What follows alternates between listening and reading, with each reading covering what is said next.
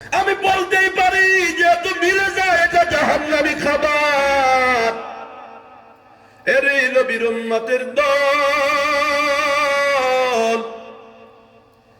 এই নেশা কেমন জিনিস আমার আল্লাহ নিজেই কয়, ইয়া আইয়ুহাল্লাযীনা আমানু ইন্নামাল খামরু ওয়াল মাইসিরু ওয়াল আনসাবু ওয়াল আজলামু রিজসুম মিন আমালিশ শাইতান ফাজতানিবুহু লাআল্লাকুম তুফলিহুন।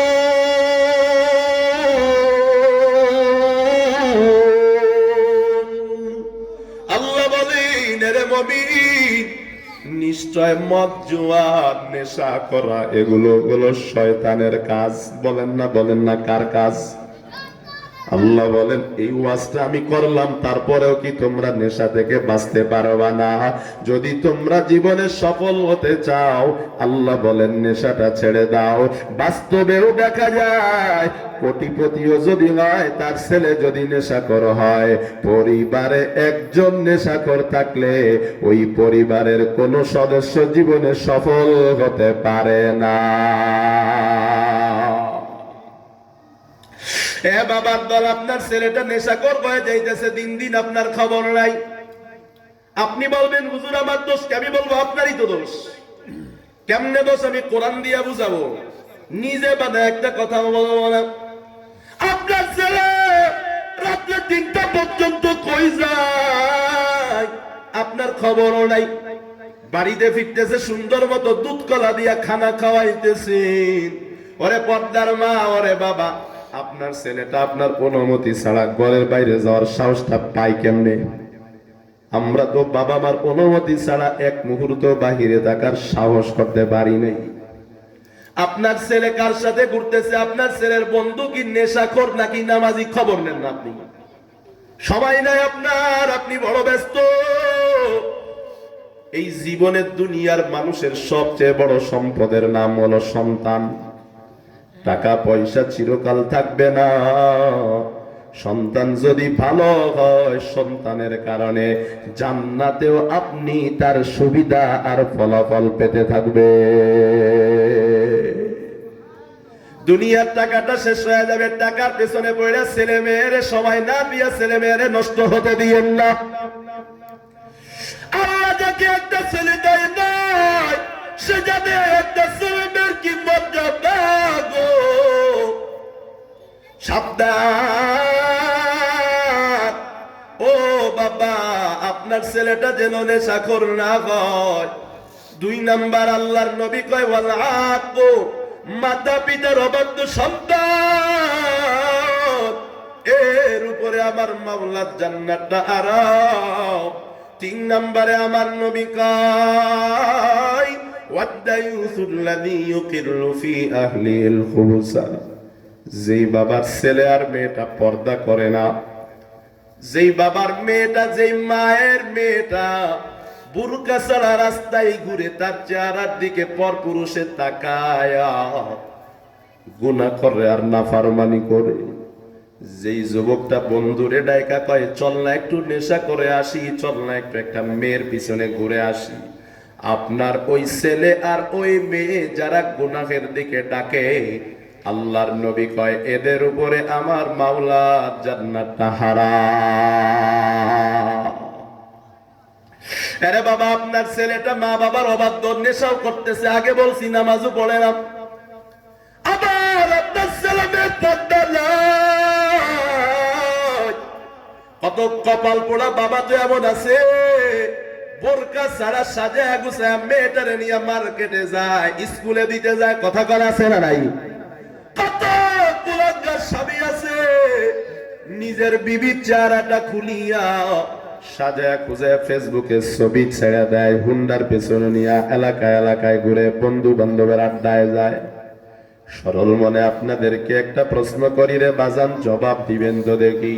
কদু খেতে, লাউ খেতে, কুমড়া খেতে মাঝে মাঝে জুতা ঝুলায়া দেয়, দেখছেন কি দেখেন নাই? দেখছেন আপনারা? কথা কয় একটা ঝাড়ু ঝুলায়া দেয়, আছে না নাই? একটা ঠিলা হাড়ি ঝুলায়া দেয়, আছে না নাই? মাঝে মাঝে গরুর গায়েও এ জাতীয় কিছু ঝুলাইয়া দেয়। জিজ্ঞাসা করলে কয় কি কারণে করছো, কয় মানুষের বদ নজর লাগা যাবে।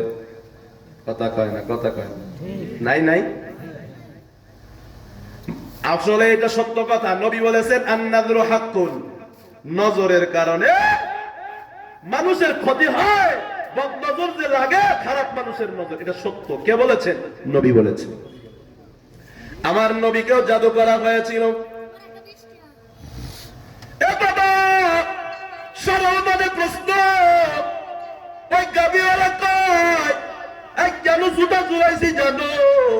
পেটের মধ্যে বাচ্চা আছে, মানুষের বদ নজর, খারাপ মানুষের নজর লাগলে বাচ্চার খালাস হয়ে যাবে, নষ্ট হয়ে যাবে। কথা কয় না, ঠিক না বেটি? লাউ খেতে লাউ আর ধরবে না, লাউ গুলো মরে যাবে, কুমড়া গুলো মরে যাবে। কথা কন, বলে কি বলে না? এ বাজান, আমি আপনাকে বলবো, ওই লাউ বাগানের, কদু বাগানের লাউ এসে কি আপনার মেয়ের মূল্য কম না বেশি? আরো জোরে কন। আপনি তো লাউটারে আরো সুন্দর করে সাজান না, মানুষ দেখে আরো পাগল হোক, এটা কন। কথা কয় না, এটা বলেন। নাকি আপনি বলেন জুতা জুলাই, পিছা জুলাই, ঝাড়ু জুলাই, যেন না তাকায়।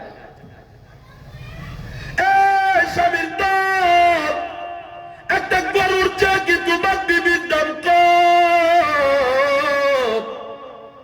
একটা খারাপ মানুষের বদনজরে যদি লাউ বাগানের লাউ নষ্ট হতে পারে, গাভীর পেট দেখে যদি খারাপ মানুষের নজরে গাভীর বাচ্চা নষ্ট হয়ে যেতে পারে, গরুর দুধ যদি কমে যেতে পারে, আমাকে তুমি জবাব দাও, একটা খারাপ যুবকের কুদৃষ্টির কারণে আমাকে বলো না তোমার বিবি, তোমার মা, তোমার বোন, তোমার মেয়েটা কেন নষ্ট হবে না? তোমার বিবি, তোমার বোন, তোমার মেয়ে, তোমার মা, ওরে তো ঢাইকা রাখার দরকার ছিল, খারাপ মানুষের বদনজর যেন না লাগে। কারণ আমার মায়ার নবী কয় আন-নাযরু সাহমুন মাসমুমুন মিন সিয়ামি ইবলিস।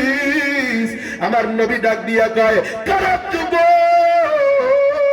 যেই যুবকদের দৃষ্টিগুলো ঠিক থাকে না, যেই পুরুষের দৃষ্টিগুলো অবৈধ নারীর দিকে যায়, বেপরদা নারীর দিকে তাকায়, এদের দৃষ্টিটা কেমন বিষাক্ত। আমার মায়ার নবী কয় ইবলিসের বিষ মাখানো তীরটা যত বড় বিষাক্ত, আমার নবী কয় একটা খারাপ যুবকের দৃষ্টিটা তার চেয়েও বেশি বিষাক্ত। আব্বা জানগো, আম্মা জানগো, আপনার মেয়ের দিকে যদি পর পুরুষে কোনো খারাপ যুবক যদি জীবনে একবার তাকায়, খারাপ ভাবে, রাস্তায় যে ছেড়ে দিয়েছেন এমন বুরকা পড়ায় যেটা পড়লে যুবক তাকাইতে বাধ্য, এই যে একবার আপনার মেয়ের দিকে, বিবির দিকে, মায়ের দিকে তাকায়, এই বিষটা ভিতরে থাইকা যায়, থাইকা থাইকা আপনার মেয়েটা পইচা যায়।